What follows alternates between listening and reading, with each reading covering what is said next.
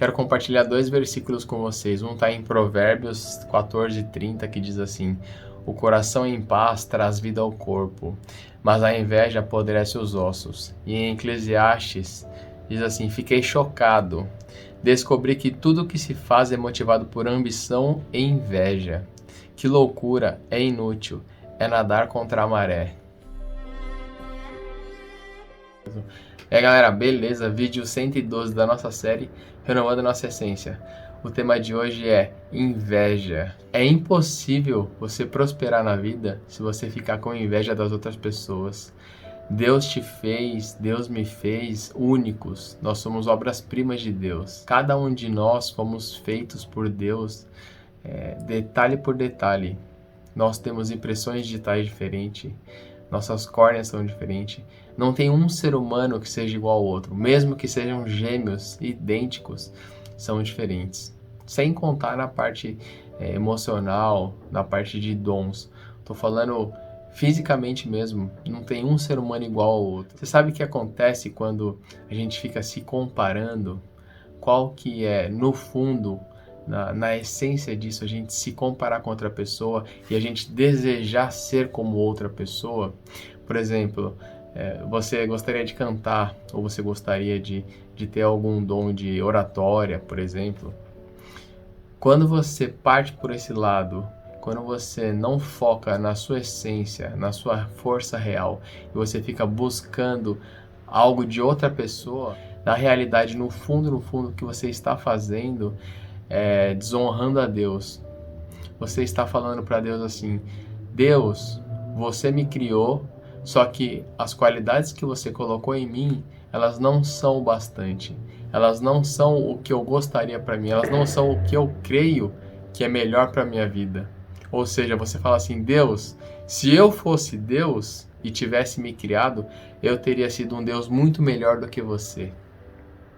Não faz sentido, né? Partir para esse lado de querer ser mais que Deus e de querer adivinhar e de querer escolher o que Deus fez para você, os planos que Deus fez para sua vida, para nossa vida. Você sabe por que é que a gente gosta de olhar outras pessoas e muitas vezes a gente gostaria de ter um dom diferente, de ter aquele dom daquela pessoa que canta muito bem?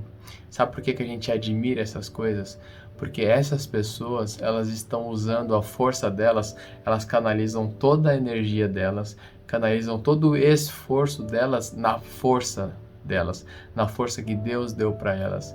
Sabe qual é a diferença de força e esforço? A força é a essência que Deus te deu, é o que Deus colocou em você, é o seu natural. E esforço é toda a energia que você gasta tentando fazer algo fora dessa sua força.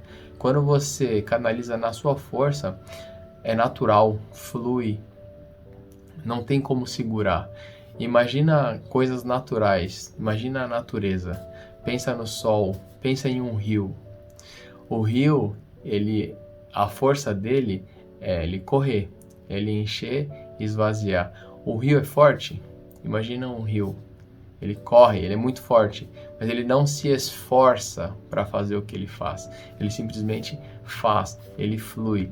E se um rio, se algo natural, algo da natureza que foi criado por Deus, mas não é o essencial, não é a obra-prima de Deus. A obra-prima de Deus é você. Você é a obra-prima de Deus. Ele te fez a imagem e semelhança dele. Imagina, ele te fez perfeito. Ele colocou para você uma força inesgotável. Ele colocou para você dons que se você não souber explorar, se você não se conhecer, se você não se fizer perguntas, você vai viver a vida inteira buscando ser outra pessoa, outras pessoas, ter outros dons, quando na verdade você tem já os seus dons. Estão todos dentro de você, estão todos escondidos muitas vezes, e só basta você se conhecer, você se fazer perguntas e trazer para fora, trazer toda a sua força para fora. E quando você traz sua força para fora, você é admirado. Quando você está exercendo tudo que Deus te deu, quando você está na sua excelência, quando você está em plenitude com tudo que Deus te deu, estando debaixo da vontade de Deus, sendo obediente e cumprindo o que Deus quer para você, não tem como você não ser bem-sucedido, não tem como você não ser próspero, e as pessoas, elas vão buscar isso em você. Aí, em vez de você ficar invejando outra pessoa, em vez de você ficar querendo o que outra pessoa tem, você vai ser alvo.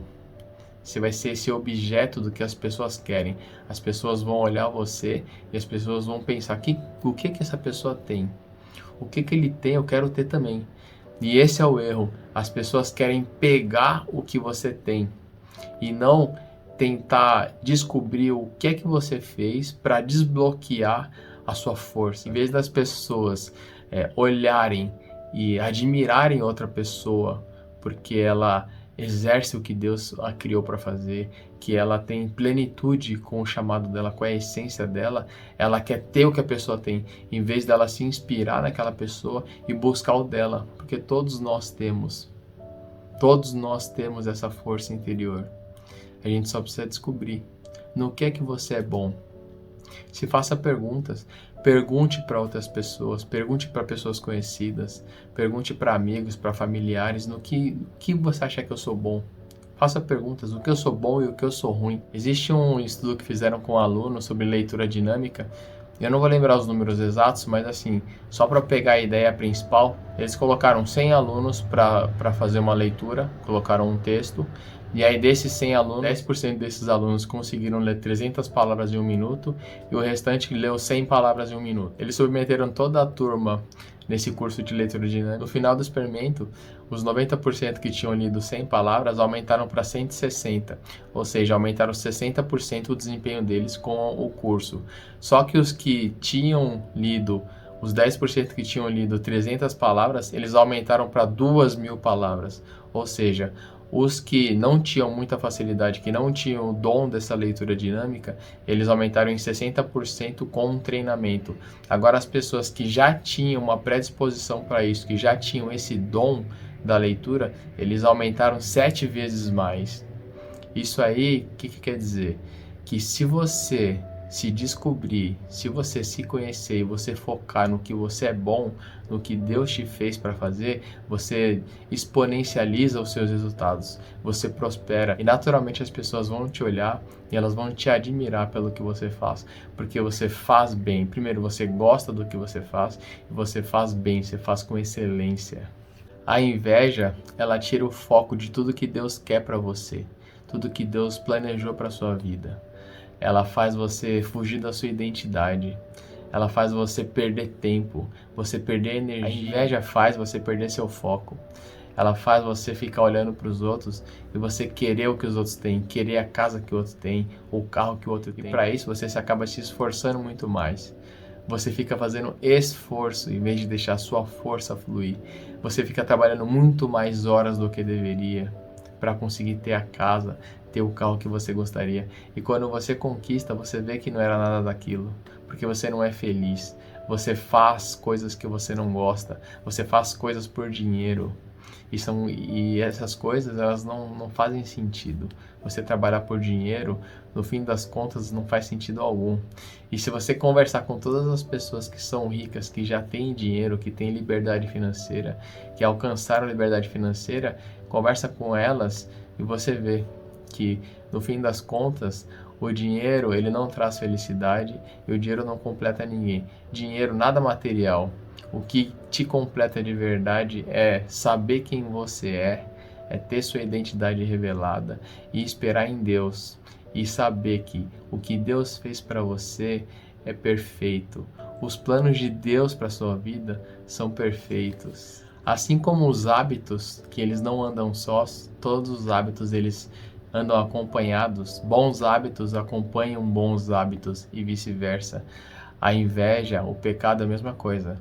A inveja nunca anda sozinha. Sempre que a inveja acompanha confusão, acompanha conflitos, acompanha desavenças, acompanha briga. A inveja traz essas coisas. Na Bíblia tem vários casos de inveja e o que a inveja ocasionou. Você pode pegar no começo, em Gênesis, Caim matou Abel, seu irmão, por causa de inveja. porque Deus aceitou a oferta de Abel porque era de coração, e Caim, por inveja, mata seu irmão. Os irmãos de José, por inveja, vendem ele como escravo. O primeiro rei de Israel, Saul, tem inveja de Davi e tenta matar Davi por várias vezes. Entra em guerra com Davi por inveja. O próprio Jesus, quando começou o ministério dele, quando pregava o evangelho, os fariseus, os homens religiosos da época, mataram Jesus por inveja, porque eles queriam ter o que Jesus tinha, queriam arrastar multidões, mataram Jesus por inveja, por poder. Mas aí você pode me falar, tá bom, eu entendi que inveja é ruim, entendi que ela agride minha identidade, que ela agride o próprio Deus, porque Ele me fez perfeito, mas o que eu posso fazer exatamente para não sentir mais inveja? Tem como isso? Tem sim. Inveja, na verdade, é você parar de se comparar, é você entender que Deus fez cada um de um jeito e Deus não exige perfeição de você. Deus não quer que você seja o melhor no que você faz. Você não tem que ser o melhor no mundo no que você faz. Você tem que ser o melhor do que você pode fazer. Você tem que ser o melhor com as suas capacidades. Você tem que ser o melhor com o que Deus deu para você hoje, com as ferramentas que você tem. E nisso você consegue aprimorar, você consegue treinar, você consegue desenvolver. Mas antes disso, você precisa conhecer, você precisa se conhecer e saber exatamente no que você é bom, no que você nasceu para fazer, qual que é o seu chamado. O nosso propósito, nós somos diferentes, apesar de sermos diferentes, o nosso propósito é o mesmo. Nós temos o mesmo propósito. O nosso propósito é amar, adorar a Deus, amar o próximo, servir, pregar o Evangelho e batizar em nome do Pai, do Filho e do Espírito Santo. Essa é a grande comissão, esse é o nosso propósito. Para isso que Deus nos criou. Deus nos criou para ter um relacionamento com Ele, e essas coisas, elas invariavelmente, elas fazem parte do nosso propósito de vida de todo ser humano. Você goste ou não, a sua ignorância sobre qualquer assunto não muda o que ele é, não muda o fato dele existir. Então, se você já quiser ter uma vida próspera, feliz e livre, já saiba que o seu propósito, o propósito de vida, tem que estar alinhado nesse sim. Agora, o seu chamado, como que você vai atingir esses 5 propósitos, esses propósitos que Deus quer para a sua vida, aí sim, ele muda de pessoa para pessoa, as ferramentas que você tem, o local que você está, o tempo, tudo isso vai interferir. Isso aí são os dons que Deus deu. Isso aí você precisa se conhecer, e aí você pode, dependendo de como você desenvolve isso, de como você se capacita, você pode viver melhor ou pior, e você pode ajudar mais ou menos pessoas. Agora, Deus não vai ficar te cobrando isso. Então você não tem que ficar olhando para ninguém. Você não tem que ficar se comparando com ninguém. Então você tem que fazer o melhor que você tem nas mãos, com toda a sua vontade, com toda a sua força para Deus. E é a sua força, é como um rio fluindo. Deus te deu, é perfeito. Tudo que Deus faz é bom, perfeito e agradável. Tem gente que pensa até que tem pessoas que têm tanta bênção, tem pessoas que são tão prósperas, que elas pensam assim, mas Deus deve dar todas as bênçãos para ela. Mas em Efésios 3:8 fala assim: das infinitas, ilimitadas, insondáveis, incalculáveis e inesgotáveis riquezas de Cristo. Não existe isso de poder limitado para Deus, de bênçãos limitadas. Deus dá tudo e para todos. Basta você buscar. Basta você querer. Para finalizar, tem 5 pontos para a gente viver o nosso máximo, a nossa excelência, e não ficar se comparando com os outros e não ficar achando que existe injustiça. Primeiro, tudo que eu tenho foi dado por Deus sem que eu merecesse. E nem mesmo existiria se não fosse pela graça de Deus. Nós nem existiríamos sem a graça de Deus.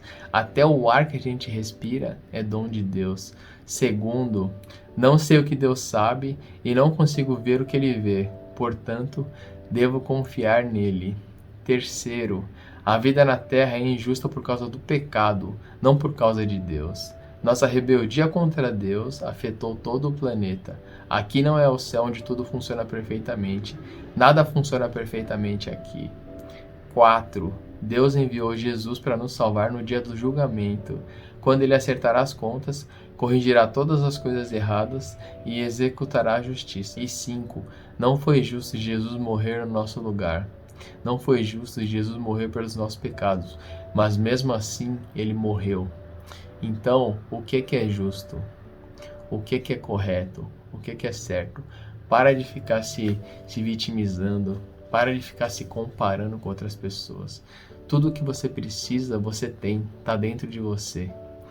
Ande com pessoas prósperas, ande com pessoas que querem evoluir. Não fique andando com pessoas que são vitimistas, pessoas que só reclamam da vida, pessoas que são para baixo, pessoas que não vivem o seu propósito.